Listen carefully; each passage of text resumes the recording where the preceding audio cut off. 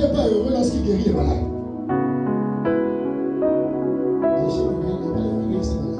On se lève la main. Tu n'as jamais guéri les malades. Si. Alors, mondial, toi aussi, tu vas aller faire ça l'année prochaine. Là. Oh.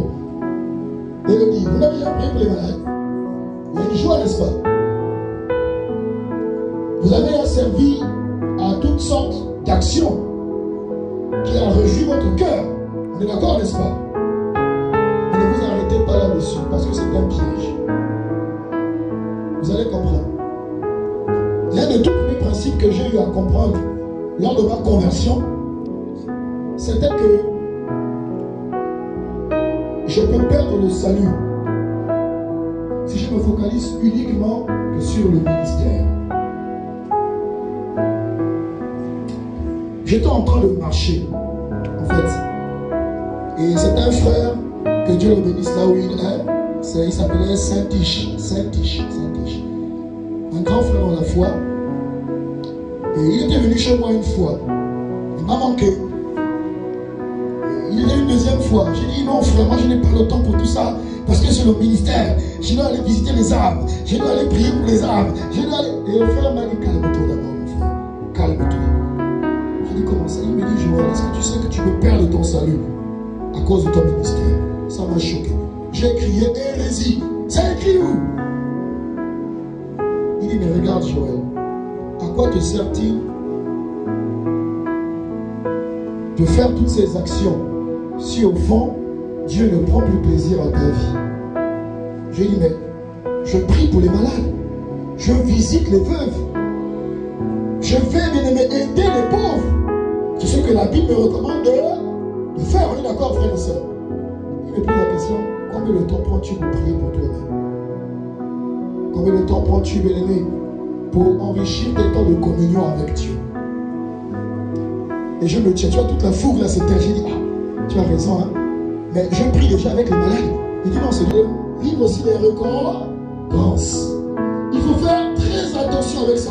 Parce que dans l'église, on a l'impression que les chrétiens ont fait de l'amalgame. C'est pas parce que tu viens à l'église tous les jours, que tu as l'assurance, que ton salut sera conservé. Parce que tu peux exercer le ministère et négliger ta vie personnelle avec le Seigneur. Et lorsque nous savons que Dieu ne se répond pas de ses dons, il est possible par la grâce de Dieu que les miracles continuent avec toi, que les gens continuent à se convertir quand tu prêches. Mais tu n'as plus de valeur aux yeux de Dieu. Je vais vous choquer, bien-aimés. Dieu voudrait que nous soyons des chrétiens remplis de valeur, au lieu d'être des chrétiens qui servent tout le temps.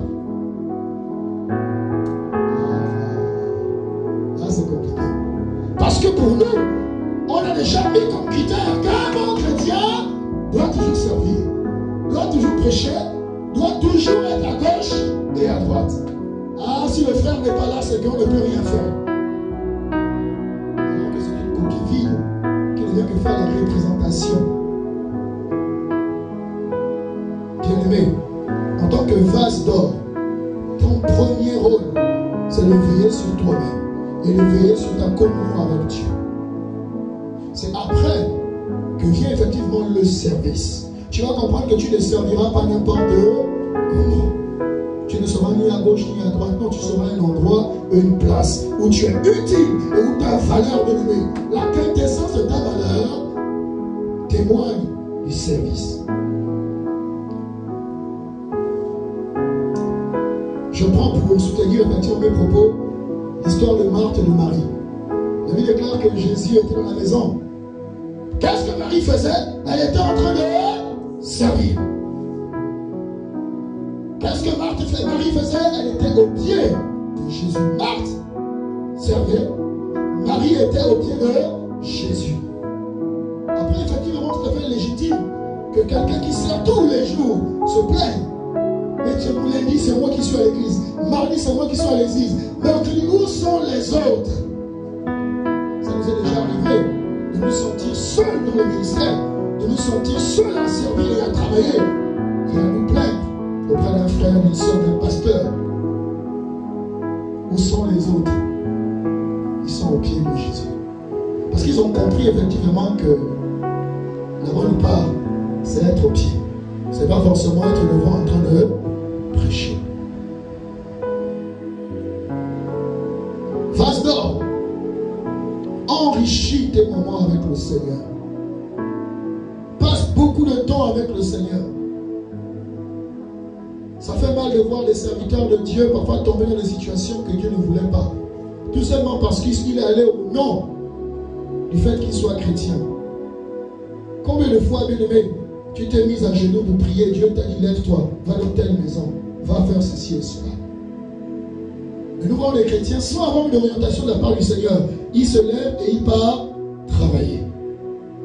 Et quand il part travailler, le désordre arrive, ou le problème arrive, ou il y a un problème ou un hic, il revient courir vers le Seigneur. Et qui t'a envoyé? Qui t'a envoyé? Lorsque nous lisons les épîtres, l'apôtre Paul dit qu'il avait le désir d'aller voir les frères de notre nation. Mais Dieu ne le permettait pas. Qu'est-ce qu'il faisait? Il continuait à prier. Ça veut dire que ce qui est bien et bon n'est pas forcément ce que Dieu veut que tu fasses. Parfois, ce n'est pas le moment ni le temps de le faire. Mais c'est en étant effectivement au pied du Seigneur que tu auras la révélation des temps et des circonstances. Et le discerner si c'est le moment ou pas de parler, d'aller ou de faire. Alléluia. Amen. Passons plus de temps, bien aimé, au pied du Seigneur qu'à servir dans le désordre. C'est bien de servir aux frères. Mais le service, si tu ne fais pas attention, peut te faire perdre le salut. Les gens prennent ça à la blague, mais c'est la vérité.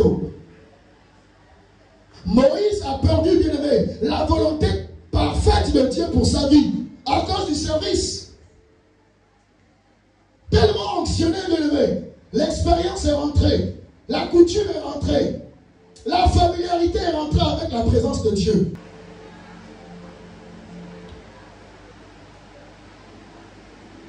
Seigneur,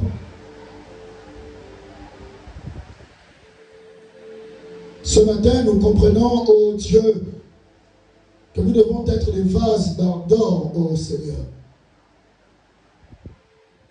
Nous voulons être des hommes, ô Seigneur Jésus-Christ, qui fuient le péché, qui ne se souillent point, ô Dieu de gloire. Des hommes qui, ô Dieu, fuient les passions de la jeunesse. Des hommes qui marchent en compagnie d'autres hommes qui te craignent et qui recherchent l'amour, la charité, la foi, la justice. Seigneur, nous te supplions. Ce matin, nous venons te supplier. Nous comprenons, Seigneur, que pour l'année 2025, tu recherches des serviteurs. Mais pas n'importe quel serviteur. Tu recherches la qualité. Et tu voudrais que nous soyons cette qualité. Des vases d'or, oh Dieu. Des vases d'or. Des hommes, oh Dieu, qui te font honneur en tout temps et en tout lieu. Seigneur, s'il te plaît.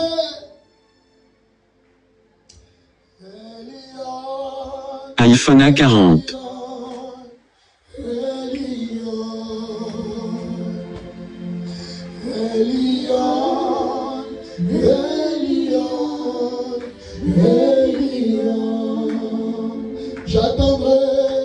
J'attendrai jusqu'à ce que ta gloire descende. Est-ce qu'on peut se lever, nous voulons prier? J'attendrai jusqu'à ce que ta gloire descende. Elion, Elion, Elion, Elion. Alléluia. Elion, Elion, Elion. Est-ce que les voix peuvent se lever et dire à Dieu qu'il voudrait être des vases d'or? Nous voulons être des vases d'or, Seigneur. J'attendrai jusqu'à ce que ta gloire descende. Elion, Elion, Elion. Est-ce que le peuple de Dieu peut se tenir debout?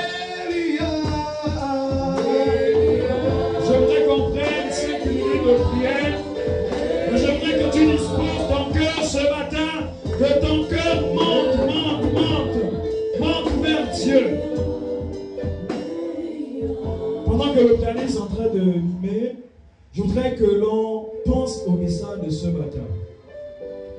La notion de l'utilité. Est-ce que de là où tu